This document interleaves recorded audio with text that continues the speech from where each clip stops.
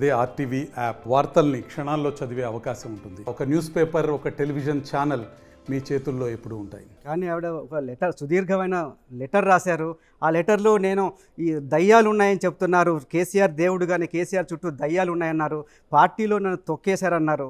అట్లాగే నేను కేసీఆర్ నాయకత్వాన్ని తప్ప ఇంకెవరి నాయకత్వాన్ని ఒప్పుకోనని కూడా చాలా క్లియర్గా అన్నారు. అంటే కేటీఆర్ని విమర్శించడం, కేటీఆర్ మీద తిరుగుబాటు చేయడం కాదా?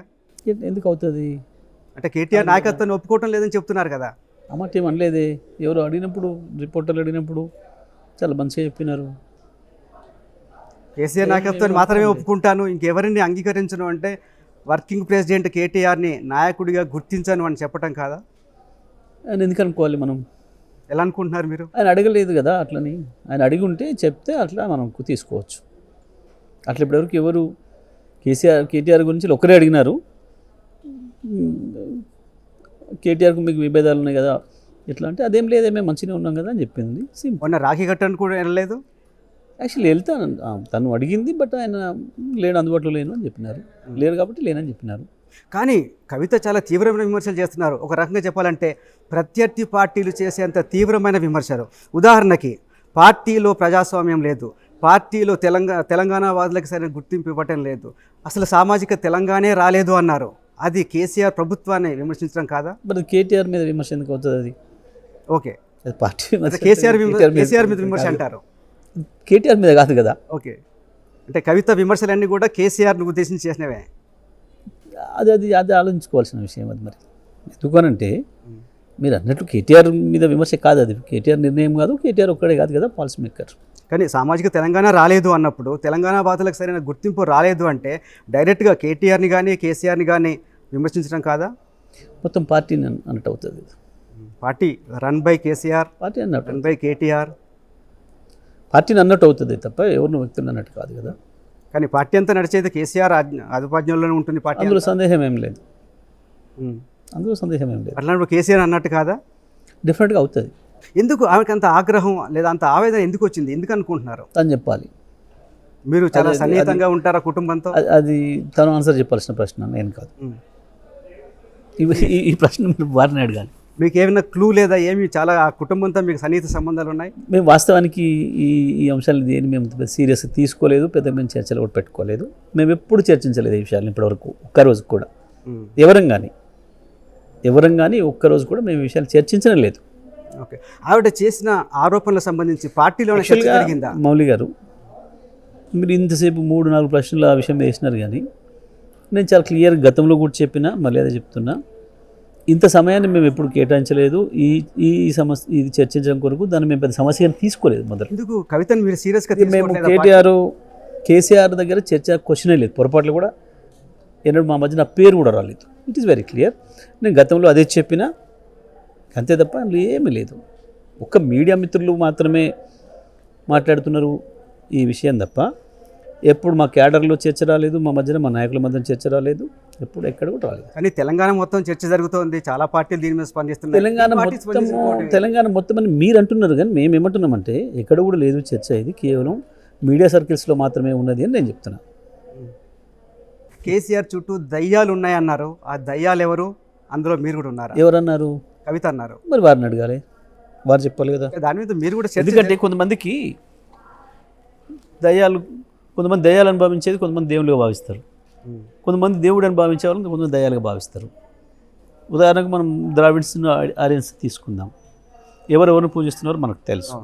మరి అప్పుడు ఎవరు దయ్యాలు అనుకుంటున్నారో వాళ్ళు చెప్పాలి, కానీ అన్నవాళ్ళని అడగాల్సిన ప్రశ్న మీరు నన్ను అడిగింది ఇట్లా. మీరేమో దాని మీద ఆత్మవిమర్శ చేసుకోలేదా పార్టీ? అసలు మాకు ఎందుకు? మేము పంచుకుంటే కదా ఆ వాక్యాలని, మేము వింటే కదా. అసలు మేము వినదలుచుకున్న వ్యాఖ్యల మీద చర్చ ఎందుకు చేస్తాం? ఓకే, అంటే కవిత ఏం చెప్పినా కూడా మీరు వినదలుచుకోలేదు? మేము వినలేదు, ఇప్పటివరకు చర్చించుకోలేదు. కనీసం నాకు అన్యాయం జరిగింది, పార్టీలో తొక్కేశారు అన్న ఆవేదన పట్టించుకున్నారా? అసలు మేము అది వినని కూడా వినలేదు. అంటే కవిత ఏం చెప్పినా మీరు వినదలుచుకోలేదు? నేను ఏమంటున్నా, మేము ఇటువంటి చర్చల వచ్చిన వ్యాఖ్యల పైన మేము ఎన్నడూ వినలేదు, వాటి మీద చర్చ చేయలేదు. కానీ ఆ కవిత చెప్పిన దయ్యాల్లో మీరు కూడా ఉన్నారని చెప్పి చర్చ జరుగుతుంది. వస్తున్నాను, కొంతమంది దయ్యం కోసం దేవుడు కోసం, దానికి నేను బాధ్యత కాదు కదా. చూసేటోళ్ళ దృష్టిని బట్టి ఉంటుంది కదా, నాకే ఉంది. వాళ్ళు చూసేటోళ్ళ దృష్టిని బట్టి వాళ్ళు అనుకోవచ్చు, కానీ నేను ఇట్లనే ఉంటాను కదా. కానీ మీ మీద కూడా చాలా తీవ్రమైన విమర్శలు చేశారు. ఓకే, మిమ్మల్ని నిలుపుట్ అన్నారు, మీ వల్లే పార్టీ నల్లగొండ జిల్లాలో నాశనం అయిపోయింది అన్నారు. దానికి మీ స్పందన ఏంటి? నేను వాటికి చాలా స్పష్టమైన సమాధానం చెప్పిన అదే రోజు. ఆ తర్వాత మళ్ళీ ఏం లేదు దానిపైన. బహుశా నేను చెప్పింది నిజం కాబట్టి మళ్ళీ రియాక్షన్ లేదు. సమాధానం ఒకసారి మళ్ళీ చెప్తారా? చాలా క్లియర్ చెప్పిన నేను. చెప్పినప్పుడు సరే తను కూడా మరి తొందరపడి మాట్లాడిందో, సడన్గా వచ్చిన క్వశ్చన్ కాబట్టి కన్ఫ్యూజ్ అయ్యి మాట్లాడిందో తెలియదు, కానీ మాట్లాడకూడని మాటలు మాట్లాడింది. తర్వాత బహుశా నేను ఇచ్చిన ఆన్సర్తో సపోర్ట్ చేయలేదు అని అంటే రిగ్రెట్ అయి ఉంటుందని నేను అనుకున్నాను అంతే.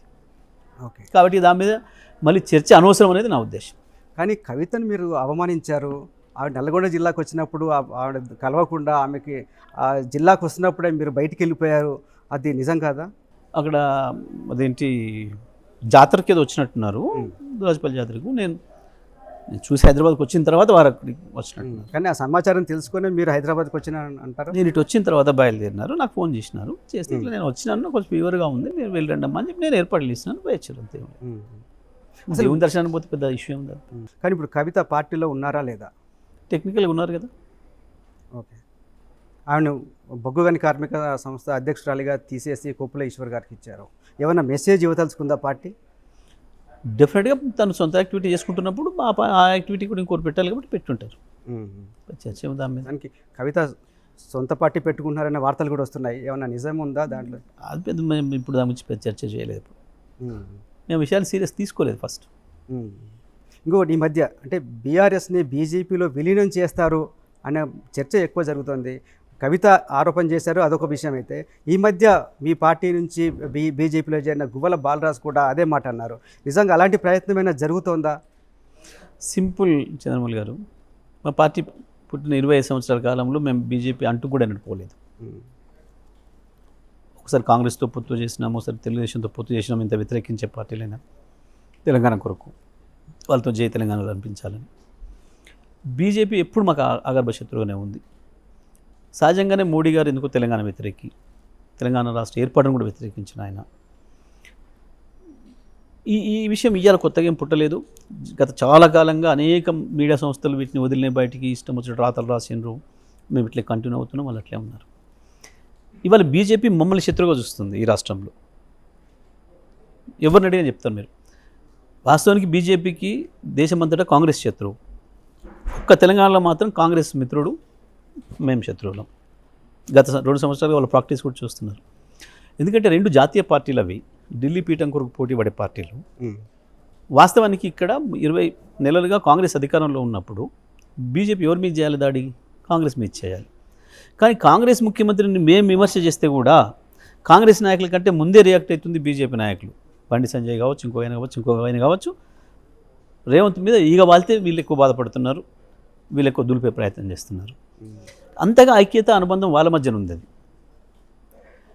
కేవలం టీఆర్ఎస్ను బీఆర్ఎస్ను మళ్ళీ లేవకుండా బలోపేతం కాకుండా చేయాలని ఒక దుర్మార్గమైన ఆలోచనతో ఇద్దరు కలిసి బదులుకొని చేస్తున్నాయి తప్ప ఇవి ఇంకోటి కావు. బీజేపీ కలిసి ఇద్దరు కలిసి చేస్తున్నారు నాటకాలు. ఇక్కడ క్లియర్గా రేవంత్ రెడ్డి అనబడేవాడు మోడీ మనిషిని అందరికి తెలుసు. It's open secret. కాంగ్రెస్ దాని నుంచి వెళ్ళి పక్కదారి పట్టించడం కొరకు ముఖ్యమంత్రిగా కాంగ్రెస్ పేరు మీద పెట్టినాడు Modi. But he's Modi's man, అందులో డౌట్ లేదు. మోడీ అనుకుంటేనే ఆ కుర్చీలో కూర్చోబెట్టగలిగినాడు అనేది అందరికీ. రేవంత్ రెడ్డిని ముఖ్యమంత్రి చేసింది రాహుల్ గాంధీ కాదు, మోడీ మాత్రమే, అందులో ఏం సందేహం లేదు. దాని కొరకు బండి సంజయ్ని బలి చేసి మరి ఈయన ముఖ్యమంత్రి. ఇట్లా బండి సంజయ్కి దీనికి సంబంధం చాలా క్లియర్గా మీరు చూసినారు. ఎన్నికల ముందు మీరు చూసినారు, కాంగ్రెస్తో బీజేపీ ప్యారలల్గా వేస్తుందన్న భావన వచ్చింది. బండి సంజయ్ అధ్యక్షుని చేసిన తర్వాత బండి సంజయ్ని పీకినారు, సడన్గా పీకేసినారు, కారణం చెప్పకుండా తీసేసినారు. తీసి బీజేపీని డౌన్ చేస్తూ కాంగ్రెస్ని లేపినారు మోడీ గారు. చాలా క్లియర్గా అయితే ఓపెన్గా జరిగిన విషయం. పెడుతూనే ఏం చేసినారు, మీరు ఇవాళన్న భావన ఇలా కొత్తగా వీళ్ళు మాట్లాడినట్టున్నారు. బండి సంజయ్ని తీయాలని నిర్ణయం తీసుకొని డైరెక్ట్గా అమిత్ షా ఆఫీస్ నుంచి ఇక్కడ ఒకరిద్దరు వాళ్ళకి అనుకూలంగా ఉండే పత్రికలు ఎవరైతున్నారో, మాకు మొదటి నుంచి ఆగాభశత్రులుగా ఉన్న వాళ్ళకి సమాచారం ఇచ్చి కేసీఆర్ కోరిక మేరకే పీకేసినారని చెప్పి రాయండి అని చెప్పి ఫ్రంట్ పేజీలో పెట్టించి రాయించినారు. ఇవన్నీ కనబడ్డాయి మనకు. ఇద్దరు కలిసి పనిచేసినారు. కాళేశ్వరం విషయంలో ఒకటే రోజులో అది ఏదో జరిగిందన్న సమాచారం వచ్చిన ఒక్క రోజులో ఎన్డీఎస్ఏ ఇప్పుడు భారతదేశంలో ఏ ప్రాజెక్టు పోలేదు. ఎన్డీఎస్ఏ వచ్చి అక్కడికి ఫోన్ కూడా పోలేదు. ఇక్కడనే ఏదో నివేదిక తయారు చేసినట్టు అది కిషన్ రెడ్డికి ఇచ్చినట్టు కిషన్ రెడ్డి మీడియాకు ప్రకటించి మమ్మల్ని బదనాం చేసే ప్రయత్నం చేసినారు. అది బీజేపీకి ఉపయోగపడదని తెలుసు. దేనికి ఉపయోగపడుతుంది? కాంగ్రెస్కి ఉపయోగపడుతుంది. చాలా క్లియర్గా కాంగ్రెస్ రూపంలో ఉన్నాడు ముఖ్యమంత్రి రేవంత్ రెడ్డి, బట్ మోడీ మనిషి అని చెప్పడానికి ఇట్లా 1 నుంచి 100 మీరు కారణాలు అంటున్నారు తెలుగులో ఫాస్టెస్ట్ న్యూస్ యాప్ ఇప్పుడు కొత్త అవతారంలో 5 సెకండ్లోనే పూర్తి వార్తా సమాచారం మీ చేతిలో. సోషల్ మీడియా ట్రెండ్స్ మీ కళ్ళ ముందుకే live TV and voice search ఆప్షన్స్తో ఇప్పుడే డౌన్లోడ్ చేయండి. యాప్ లింక్ డిస్క్రిప్షన్లో ఉంది.